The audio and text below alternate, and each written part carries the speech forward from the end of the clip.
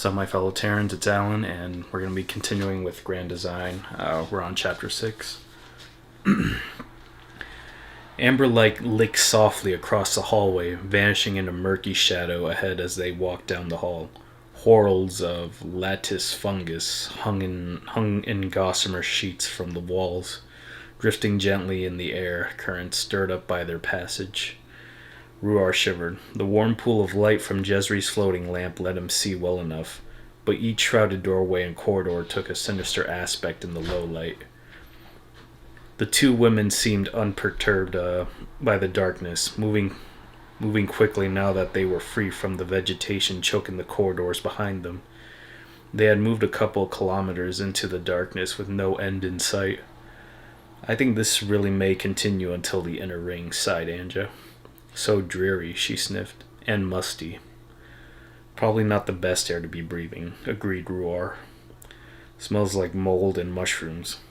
Jezri shook her head. "Fantastic," she muttered. "Let's just keep our pace up and try to minimize the amount of time we're in here." She lengthened her stride, and Ruar broke into a trot to keep up. They continued in tense silence, their footsteps seeming to echo endlessly from every side passage. Ruar collided with Jezri's legs and stumbled backwards. She had stopped suddenly, peering intently down the corridor past the light's radius. Anja had drawn up short as well as Anja had drawn up short as well, frowning. A complaint rose and died in Ruar's throat as he heard the patter of soft footfalls sounding from down the hallway. A rasping noise came from the same direction, like paper sliding over stone. Jezri shifted her weight slightly, one hand drifting in her sidearm under her cloak. The footsteps and dry rustling came closer, and Ruar bristled. His exoskeleton folded flat, freeing his movement and shielding his legs. They could see a figure moving towards them, with a galloping lope in the dim light, its gangly limbs splaying out precautiously. Jezri tensed for a moment, but then cocked her head curiously. Anja looked at her, brow furrowed, listening intently to the rasping noises. "Sister," she murmured. "Is it speaking?" The raspy noises resolved into crackling, whispered speech as the form hurtled closer, breaking into the pool of light surrounding Jezri. "Light," it croaked. "No light." Now that it was near, they could see it clearly. Thick gray-skinned legs and a squat torso sat low to the ground, supported by long, thin forelimbs that spidered out ahead of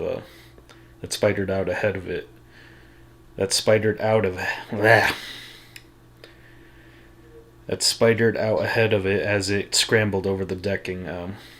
Three large, solid black eyes sat in a triangle on its head, twitching and shuddering as they struggled to see past the glare of the lamp. "Plesh," it gasped, skidding to a stop. "No light." Jezri and Anja shared a quick look. Anja shrugged, resting her hand nonchalantly on her gun. Jezri reached up above her head and grabbed the light, plunging the group into sudden darkness. Quiet stretched over the hallway for a few long seconds before Jezri cleared her throat. Sorry, a bit of an interruption. "So, friend," she said, "we're listening. Talk." The newcomer shifted nervously as his eyes adjusted. Ruar saw faint specks of blue light stretching down the corridor. The lattice sheets of fungus on the walls glowed softly, and he could make out the silhouettes of the others against the bioluminescent filigree light. It rasped, spreading its arms. Jezri tilted her head expectantly. "Bad," it concluded, crossing its arms empathetically. It was too dark to see it, but Ruar and Anja could feel Jezri's eyes rolling on a deep visceral level. "So we had gathered," she said evenly. Why is the light bad? The tiny alien paced in a circle, its forelimbs shaking in agitation. Light bad, it croaked insistently. Anja walked over and knelt next to the quivering little being. Friend bug, she said sweetly. Tell us why the light is bad or we will turn it back on. No, it yelped, then cringed at the noise. Light bad, bad, bad, bad, it whispered. It drew itself up, looking at Anja. The blue light from the walls reflected like stars in the black of its eyes. Light danzer, it said firmly. Light bad. Jezri snorted. A fifth word. Danger? All right. What danger? Its head darted around, looking up and down the hall. Bad danzer. It scuttled. It scuttled over. It scuttled over. Fuck. It scuttled over to a side passage, then crooked its arms in a beckoning gesture. Come shaf, it whispered, pointing down the passageway. Jezri and Anja looked at each other again. This time Jezri shrugged. Sure, she said. Wouldn't want to run into any bad danger. She walked over to where the little alien was urging them forward, addressing it directly. We'll follow you, friend, as long as it's safe. She placed her hand conspicuously on her sidearm. The alien shrank back down from her, trilling softly. Come, Shaf, Shaf. Come, Shaf, Shaf, it muttered, scuttling off down the passageway. God. They trilled along after their guide, winding through the side corridors and narrow access walkways. The alien was furtive, crouching to scout ahead at intersections and proceeding only after a careful check of the area. The shaky nervousness from before had fled from its stance, replaced by a grim, deliberativeness of motion. This one walks like he's defusing a bomb, murmured Anja. Jezri grimaced. Either he's putting on a show for our benefit or he's convinced death is waiting around every corner, she whispered. I'm not sure that I like either of those options. Ruar snuffled. The corridors had an ever-increasing stretch of mold and rot layered over an eerie silence. With so many station systems deprived of power, the hum that normally masked the small noises was replaced by an echoing stillness, punctuated by soft drips, clicks, and other indistinct sounds that made him feel as though someone was stalking along behind them. At least the darkness wasn't absolute. The glowing fungus that coated the walls provided more than enough light to see obstacles, now that his eyes were fully adjusted. Looking down the long halls, a swirling cascade of azure traced the curve of the bulkheads and the arced span of the ceiling. It was oddly beautiful, despite pee-inducing terror that was scrabbling at the back of his mind. As Ruar gazed down one corridor, he noted a particularly bright glow from an intersection several dozen meters away. Hey, he whispered. What is... He fell silent, watching the glow. It was noticeably brighter and increasing in brightness as he watched. Their guide whirled to face it and let out a low hiss before diving for cover around a nearby corner. Danzer, it breathed, flattening itself against the wall. Bad, bad, bad. Ruar didn't waste time on further questions. He crouched low against the same wall, crowding into the corner. Jezri and Anja took up another alcove across the corridor.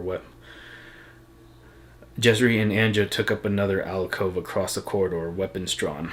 From around the far corner, a tall, lanky figure revealed itself as the source of the glow. It slouched forward, a flaming torch grasped tightly in one hand. The dull light of the fire seemed impossibly bright in the darkness, sending flickering shadows questing down the hall past their hiding spots. Another figure joined the first, and another. They carry crude clubs and torches, their bodies swathed in a ragged blend of cloth and leather.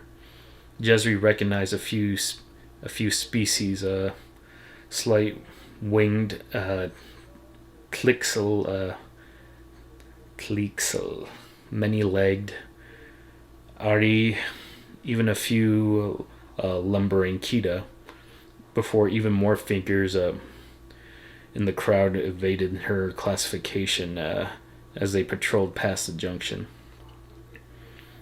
The last one of them to pass was a massive Dumama. Not sure. Oh, one of them to pass was a massive Dumama, over 3 meters in height. Its footfalls shaking the deck. A bandolier across its chest swung heavy with leering skulls from a dozen species. It carried a wicked-looking glaive, not sure what that word is, fashioned from metal scrap. The last of the patrol moved past the junction, and the glow of their torches diminished to leave the 4 of them crouched in blue-spangled darkness once more. Roar sniffed and shot Jezreel a look. Looks like those spooky cannibal bandits get around more than you thought, he hissed. He saw a flash of white teeth and smiled back. As she smiled back, "I owe you lunch," she whispered, holstering her weapon. She turned and tapped Anja on the shoulder. "What do you think?" Anja showed her own weapon and adjusted her cloak. "Not a threat individually, except for the big one. We could have a problem if they surprised us or attacked us as a group." Jezri nodded, then cast a glance towards the small alien. It hauled itself to its feet shakily and peered around the corner, and then straightened up. "Shaf, shaf, shaf," it muttered, resuming its walks down the corridor. They walked for a while longer, navigating deeper into the black maze of passages. The little alien stopped suddenly in front of an unremarkable maintenance hatch. Its forelimbs spread to grasp the edges of the panel, which popped out to reveal an access tunnel behind it. After they had entered the tunnel and carefully replaced the access panel, they followed the tunnels for several meters and emerged in a wide, dimly lit room. The little alien chittered happily and tore off, running towards a collection of old crates stacked against the far wall. Soft flickering light visible from within. "Looks like an old maintenance bay," Jezri mused. "Drone storage or something. Only accessible via the maintenance tunnels. She looked over towards the crates, which were arranged in a loose semicircle. Defensible, hidden. Smart choice to hole up here if they needed to hide. Their guide reappeared along with a larger version of itself, who advanced cautiously. It moved stiffly, and it came closer. Jezri could make out stripes or striations across its skin. She got a sense of age or illness. Behind them, 3 smaller aliens peered. Curiously formed a line of the crates. The old alien stopped nearby and fixed them with a piercing look. Kenneth A says that he found you wandering the halls, lit up like 100 torches. It whispered, its voice like soft falling sand. "Which means you are either very brave or very stupid." Jezri smiled at the alien and shrugged. I like to think we've got good self-confidence," she replied. She glanced down to their guide. "Your name is Kenneth A?" she asked. He chirped happily in response. "Thank you for telling us of the danger and leading us here," she said. The little alien chirped again, bobbing its head back and forth in what Jezri assumed was a pleased gesture. The elder alien chuffed at them. "I am named Kenneth Tell. I beg your forgiveness for being forward, but I must but I must know this from you. Uh, its three eyes peered intensely at the group, and it leaned forward. You are from off station, are you not? Anja's eyes narrowed, but Jesri held up a hand before she could respond. What if we were? She asked her tone neutral. Kenneth Tell spread his arms wide, lowering his head. Please do not misunderstand me. I have been living on the station for a long, long time, and I have not seen a visitor in years. It has been hard here. He looked down at the decking. When my children were nothing more than nestlings, I tried to leave, but I could not pay for a ship. I had to take them here and hide from the others and live in the darkness. My youngest three cannot remember anything else. He straightened up and looked Jesri in the eye. If you have a ship, I must beg of you, please, take my children off the station. I will do anything, give anything, but I cannot let them stay here. And if I can earn my own passage beside them, my gratitude would be endless. He looked at the trio and seemed to consider saying more, but he folded his arms and stayed silent, waiting.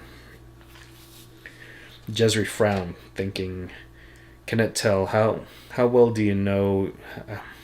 Cannot tell how well do you and your children know the passages going inward and towards the center ring? The old alien shifted nervously. We know the passages as we know the faces of our nest. Most of my children know little else. Jesri glanced back towards Anja and Ruar. The former gave a long, suffering sigh and raised her hand in surrender, while the latter gave her a curious look and panted. Jesri smiled. Okay, she said. If you can guide us on safe pass to the inner ring and back out again, then we'll consider that payment for transport to another station. I can't promise we'll go straight there after we leave, but we'll take you with us. Kenneth Tell leaned back on his hind feet and closed his eyes. Translucent membrane sweeping over the large black sclera. It will be dangerous to move so far in a group, but we will die in darkness if we stay. So I will risk dying in darkness to leave. We will guide you. He crooked one of his thin arms, and the remaining three children ran up to huddle behind him, their angular faces peeking out from behind his legs. Anja bent down to coo and wave at the tiny aliens, who cheeped softly and hid further behind their father. Kenneth Tell looked down at them reproachfully. Forgive them, please, he said. They are young and a bit shy. These three cannot speak yet, and Kenneth must molt again before he can form his words well. The younger alien chittered and bobbled his head. Speak good. Kenneth Tell stroked his son's head with a forelimb. We have nothing to take with us, so we will leave when you wish to depart. Jesri nodded and turned to the others. Good to go? She asked. Ruar and Anja nodded. She turned back to Kenneth Tell and gestured towards the panel. Lead on. Okay. Okay. Oof. They followed the family of aliens through winding twists of hallway speckled with luminous midnight blue. Kenneth taking point. His younger siblings clustered around Kenneth Tell, keeping close to his legs. Their pace was slow and cautious to allow for careful reconnaissance of every intersection and junction. Twice they lay still and quiet, watching the angry orange glow of torchlight move across their path in the distance. After a maze of utility passages crowded with boxes and debris, they emerged in a long, narrow hall with a massive door at the end. Kenneth Tell turned to Jesri, waving his arm at the door. We have arrived. This is the end of the passage, the door to the inner ring. Ruar gave. Ruar ran over eagerly to inspect the door. Wow, this one is massive. I've never been this far in on a station before. His exoskeleton popped arms. His exoskeleton popped arms out of his out to prod the. His exoskeleton popped arms out to prod the smooth metal, tracing the seam of the door. Yeah, damn. I don't think I could get this thing open in 100 years. Kenneth Tell snorted. It has been closed for much longer than that. It may never be opened. Ruar chuckled. Would you care to make a wager on that? The old alien gave him a look. I cannot. I have been living in abject poverty in the dark for many years. I have nothing which to wager. Ruar's ears twitched. I didn't, His exoskeleton arms waved aimlessly, then folded back against his limbs. Angela laughed, walking over to the door. Poor doggy. At least you'd have won the wager. She placed her hand on the door panel, and the giant slab of metal ground opened with a high metallic whine. Blinding shafts of light lanced through the opening, shattering the darkness around them. Jezri winced and put her hand over her eyes. Damn, that's bright. Looks like the power's on in the inner ring, at least. Let's head in. She jogged through the door, scanning the room beyond. Kenneth Tell's mouth worked soundlessly. What? He managed, leaning against the wall. How? Ruar grinned wolfishly at him. You get used to it after a while. Come on. He bounded over to follow Anja through the door. They paced quickly down the hall. This one clean and brightly lit. Kenneth Tell's brood hung close to him, head swiveling rapidly as they took in the unfamiliar surroundings. Jezri rushed the group forward, tossing a glance behind her as she walked. The massive door behind them had failed when they tried to close it, and the shining light from the inner core was a blinding beacon in the dark warrens of the metal ring. It was only a matter of time before the roving patrol saw the light and investigated. Angel gave a small shout of glee when she spotted the central terminal room running over to the door. She flew into the nearest chair and began working the console, flitting through directions at lightning speed. Ruar and Kenneth Tell followed her in, gawping at the displays and giant server racks lining the room. Jezri stopped at the threshold of the room, a detail having caught in the corner of her eye. Oh, Anja, she called, her voice saccharine. Not sure what that word is. I've just spotted my favorite room on the station. I'm going to go check it out. Anja waved her off without looking or offering a response, her other hand tapping a rapid sequence on the console. As Jezri vanished down the corridor, Ruar turned back to Anja. So, what was that about? Does she need to pee or something? Anja giggled. Silly doggy, she's just checking out something. Excuse me. She's just checking out something interesting. She withdrew a black box from her cloak. Unspooling a cable to jack into the console, Ruar chuffed air out of his nose. I'm not a doggy. He peered at the display, which was showing a rapid scroll of text and icons. What are you looking for, anyway? Flight logs, said Anja, her voice distant.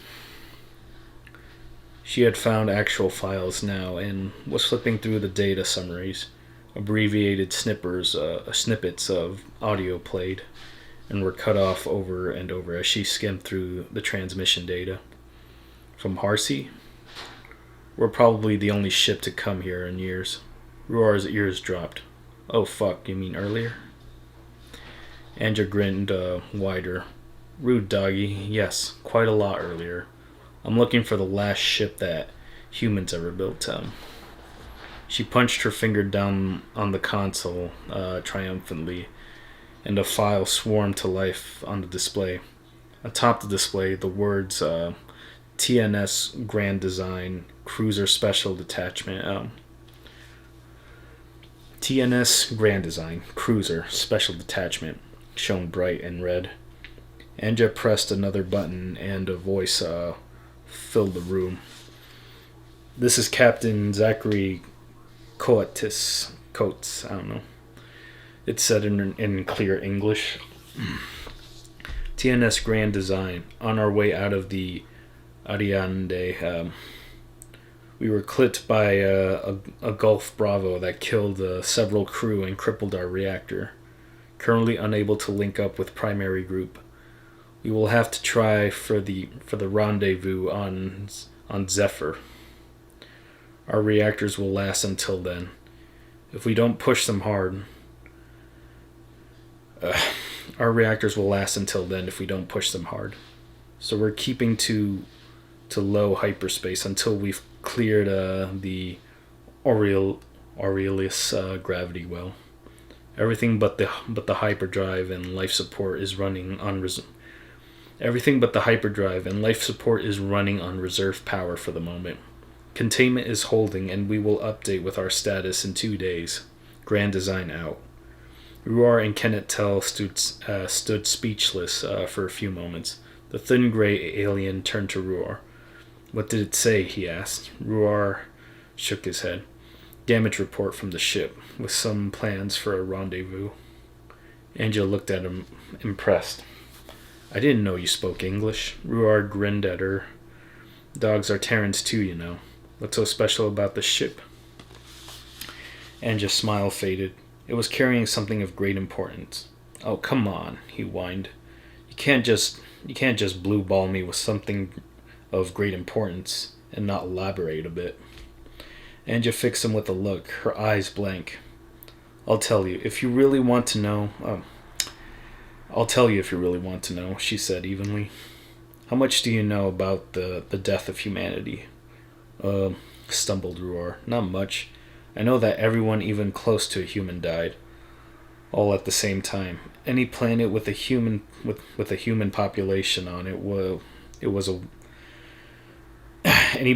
any planet with a human population on it was a wasteland. Trillions died, and we've been working our way back up the ladder for 5,000 years. Yes, Anja hissed, baring her teeth. Do you know why? Ruar edged away from Anja's chair. No, I don't. Anja stood up, pacing. We were at war in those final years, although we never fired a shot. We had discovered a neighbor on our borders, hugely powerful and advanced. Made all of the technological accomplishments of humankind look like toys. They were friendly though. Let us ask questions. Taught us new technology. She closed her eyes. Then they told us that they were researching vacuum energy, unlimited power tapped from the fabric of space itself. They had figured out how to do it safely, with just one precondition. They had to destroy the universe first. Kenneth Tell drew back. I do not understand. How could that benefit them? Anja shook her head. They were going to propagate a lower energy state of vacuum, which would eventually spread to the entire universe. The conversion to a lower vacuum state is violent, very violent. They had some way to survive the conversion, but they didn't care about the rest of the universe. They considered us entertaining, but ultimately insignificant next to their own potential, like bacteria. Ruar shuddered. That's so fucked up. How'd you stop him? Angela looked at him bemused. Stop them? Well, yeah, said Ruar, puzzled. We're still here, aren't we? Oh, we tried to stop him, but ultimately failed, she said softly. We diverted a significant portion of our military research to building something that could hurt them enough to stop the project. They found out right after we launched the grand design with the weapon aboard. They triggered a gamma ray burst from a few dozen stars and focused them through hyperspace.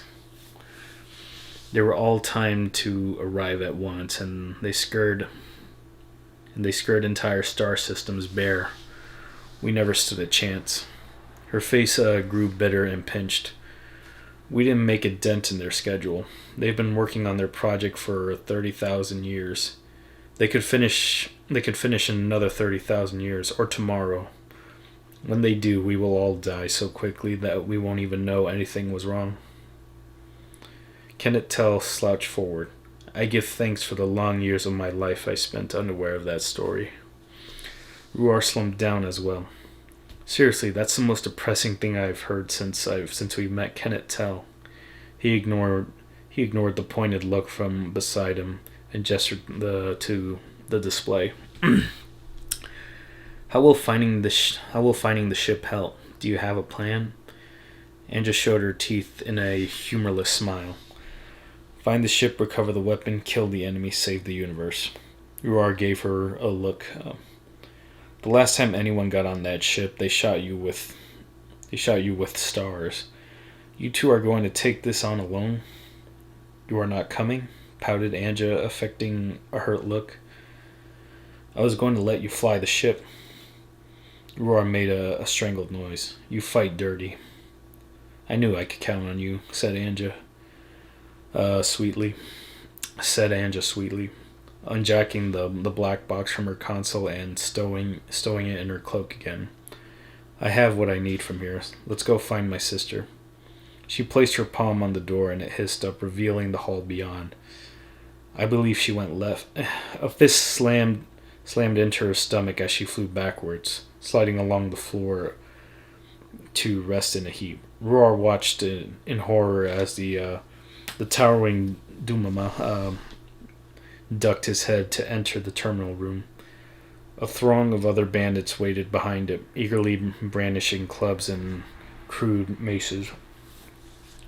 Kenneth Tell's children fled to hide behind his legs as the old alien stepped back, eyes flitting around the room for cover or escape. The Duma laughed, a low, grunting wheeze escaping from his mouth. Told you I smelled food, he rumbled.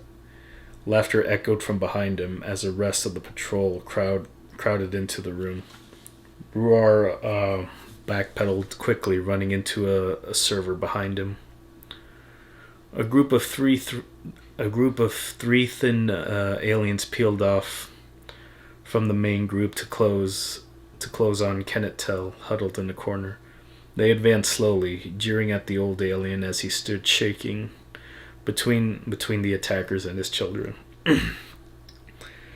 The closest raised his club to strike, and Kenneth Tell flinched away, raising his arms instinctively. The alien's head exploded with a wet pop and the hiss of superheated steam showering Kenneth Tell with hot gore. Anja coughed and levered herself into a seated position with her free arm, firing her pistol twice more.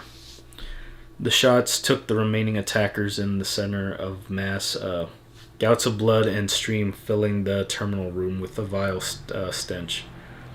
More of the bandits charged towards her as she rolled away, coming up in a half crouch and snapping off shots that destroyed abdomens and severed legs on the charging aliens.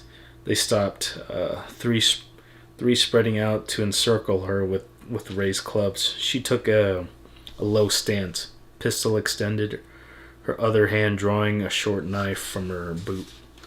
A feral grin played across her lips as her eyes flashed with excitement. So rude, she purred. One of them, and Ari yelled hoarsely and swarmed towards her, segmented legs clacking against the deck. Anja ducked left under its wild club, then sprang right to land beside the surprised alien, with her knife extended. It staggered, arms clasped weakly against its thorax, as white and pale yellow entrails dribbled out of an open wound across its chest. Anja flicked a drop of milky blood off her knife and fired 2 shots at the nearest alien. It collapsed in a ruin of shredded flesh as its remaining companion screamed a challenge towards Anja, stepping in for a vicious swipe with an improvised maul. She sidestepped neatly, slid forward, and stabbed her knife into the alien's wrist. It howled and fell back, clutching its arms, only to be trampled as the Duma charged and caught Anja across the chest with the shaft of his glaive. The blow sent her rolling across the floor for several meters, and her arm held protectively against her ribs. Her pistol's capacitors trilled softly as it slid to a stop across the room from her. The Duma's mouth hung open, ropes of drool sliding down his jowls. "Time to die, food," he said, lumbering towards her. Anja looked up, trying to scramble backwards as he loomed closer to her. As he swept his glaive high, she suddenly looked behind him and grinned. "My sister's favorite room is the armory," she said conversationally. The Duma paused mid-strafe. "What?" he grunted. A blaze of white light erupted from the doorway. A mangled body went flying back to crash into the other bandits. They went down in a tangle, falling aside while Jezri darted around to hurl herself at the Duma. He spun to face her with a roar, his blade whipping towards her head. Her right hand shot up to intercept it, and the blade stuck with a deep clang, flashing Adonic light. The Duma blinked. Jezri glowered back at the Duma and flexed her hand, shattering the metal blade in a spray of red-hot fragments. Roar gaped in awe. Her right arm was encased in armor up to the. Her right arm was encased in armor up to the shoulder, carbon polymer muscles bulging under a plated metallic skin. Her clenched fist was wreathed in a flickering cloud of plasma, which snapped back to crackle in tight bands across her hand as she opened it. The Duma roared in anger and slashed towards her with the smoking shards of metal remaining on his weapon. She whirled to grab it again with her armored fist. He strained against her grip with a flare of plasma. She pulled the ruined glaive towards her to draw him off balance. Her other hand came up and fired a pistol shot into his leg, pulping it. He bellowed, falling forward, and Jezri's armored fist swung high to pound him down against the deck. Light rippled from her arm and rent into the hulking alien's chest, tearing a gaping hole through to the decking. The Duma gasped, twitched, and died. Jezri snapped her head up to glare at the remaining bandits, her right arm shining with gleaming metal and arcing fire. Arcing or arsing, I don't know. As one, they threw down their clubs and ran out of the room, their footsteps echoing in the hallway. And that was chapter 6. And that was a long one, 40 minutes. Jesus.